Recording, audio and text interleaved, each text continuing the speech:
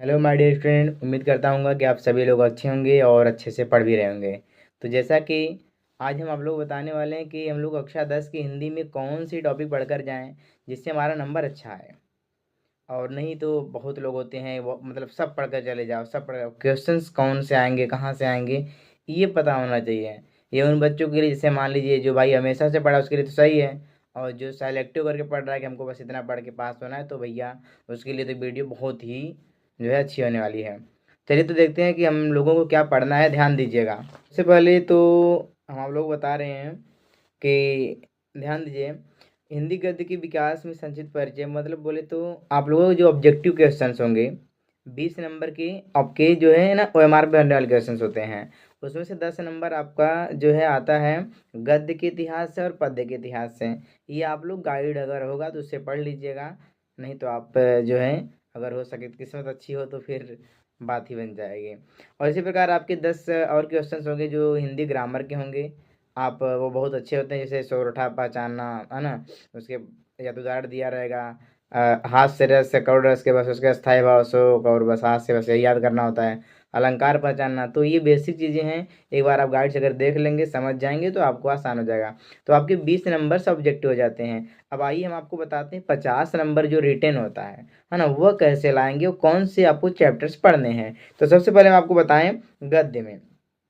ये 6 नंबर का आएगा। गद्य में आपको केवल पढ़ना है कि ना 3 पार्ट पढ़ने स्टार्टिंग से, गद्य के 3 बस। उसके बाद 3 पार्ट तो जरूरी पढ़ लेना, बाकी जिसकी इच्छा हो भैया अपना पढ़ लें, कोई दिक्कत नहीं है। तो 3 पार्ट कंपलसरी है। सर कौन कौन से पार्ट हैं, देखिए आपके डिस्प्ले पर दिख रहा होगा। मित्रता जिसको लिखा हुआ किसने, रामचंद्र शुक्ल ने। ममता किसने लिखा है, जयशंकर प्रसाद ने। भारतीय संस्कृति किसने लिखा, राजेंद्र प्रसाद ने। आपके ये जो 3 चैप्टर्स हैं ये बहुत ही जरूरी हैं, इसे आपको जो है पढ़ना है। इसके बाद आप चाहे तो पढ़ सकते हैं इससे तुम गई मेरे मन से।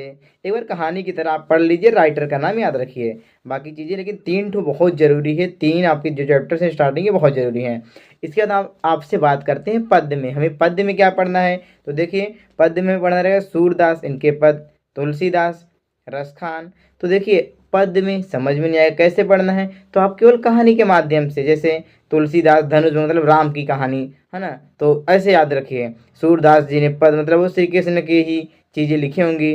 और उसके बाद रसखान उन्होंने भी जो है, ये 3 चैप्टर जो है आपके स्टार्टिंग से ये बहुत ही जरूरी हैं काव्य के लिए। बाकी आप चाहें तो भक्ति नीति और इसके बाद आपके सुमित्रा नंदन पंत के जो चैप्टर्स हैं वो आप देख कर जा सकते हैं, लेकिन 3 चैप्टर स्टार्टिंग के भैया बहुत ही जरूरी है। मित्रता, ममता, भारतीय संस्कृति हमने आपको गद्य में बताया, और यहाँ पर मैं पद्य में बता रहा हूँ सूरदास, तुलसीदास, रसखान। पद, धनुष भंग, वनपथ पर सवैया कवित्त, ये बहुत ही इंपॉर्टेंट होने वाला है आपके एग्जाम के लिए। और फिर इसके बाद आइए बात करते हैं हम संस्कृत में, जो कि आपका 5-5 नंबर यहाँ से आने वाला है। तो यहाँ पर आप पढ़ने हैं वाराणसी, देशभक्त चंद्रशेखर है। आप गाइड में जो दिया हुआ है बस उसी को पढ़ लीजिए, बहुत है, एनफ है इतना।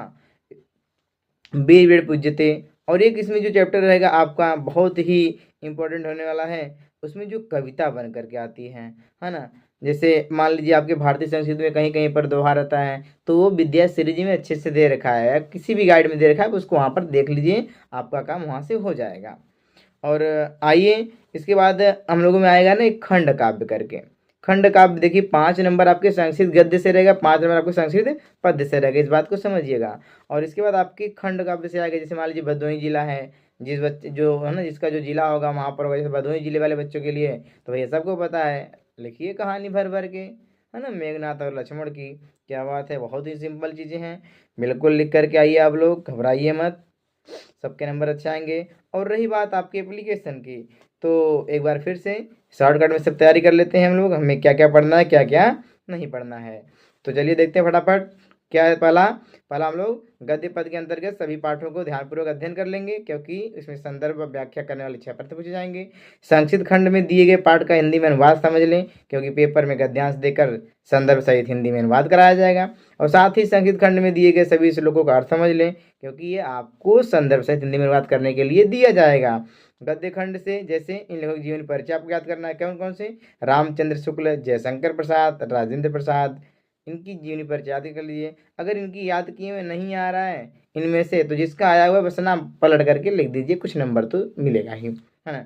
इसके बाद पद्य खंड के कवियों से है ना, सूरदास, तुलसीदास, रसखान, सुमित्रानंदन पंत, महादेवी वर्मा। तो आप सूरदास, तुलसीदास, रसखान को याद कर लीजिए, एनफ है। बाकी आपकी इच्छा तो 2 और ऐड कर लीजिएगा आप। कोई भी 2 श्लोक आप याद कर लीजिए। श्लोक आपके गाइड में दे रखा है और श्लोक है ना आपको मिल जाएगा। क्वेश्चन बैंक से 2-3 अलग अलग टॉपिक एप्लीकेशन तैयार कर लें। मतलब कि बोले तो जैसे एप्लीकेशन आप है ना सफाई पर, बैंक के लिए, लोन लेने के लिए, फीस माफ़ी के लिए हिंदी में तैयार करना है आपको। बहुत सिंपल है, फॉर्मेट आपको गाइड में मिल जाएगा। और निबंध आपके जो हैं ये 8 नंबर के आते हैं। तो निबंध किस पर तैयार करेंगे सर? पर्यावरण हो गया, जनसंख्या हो गया, शिक्षा पर हो गया, वैज्ञानिक आधारित पर्यावरण है ना, इसके बाद जनसंख्या, फिर शिक्षा, फिर वैज्ञानिक आधारित। और संक्षिप्त पाठों को ऐसे प्रश्न उत्तर याद करें जो आपके पिछले साल बोर्ड में 2-4 साल से पूछे जा रहे हैं, वो सीरीज में दे रखा है। या आप पिछला मॉडल पेपर 3-4 ठो उठाकर देख लीजिए कौन से क्वेश्चन बार बार पूछे गए हैं, या उन्हीं क्वेश्चन को आप करके चले जाएं। आपको 4 से 16, 15-20 क्वेश्चन मिल जाएंगे, आपको याद कर लीजिए, आपका उसी में काम हो जाएगा। टेंशन नहीं लेना है ना, कि कौन सा क्वेश्चन से याद करके जाए। पिछले 4 साल का क्वेश्चन याद कर लीजिए, कन्फर्म है, आना तय है वहीं से ही।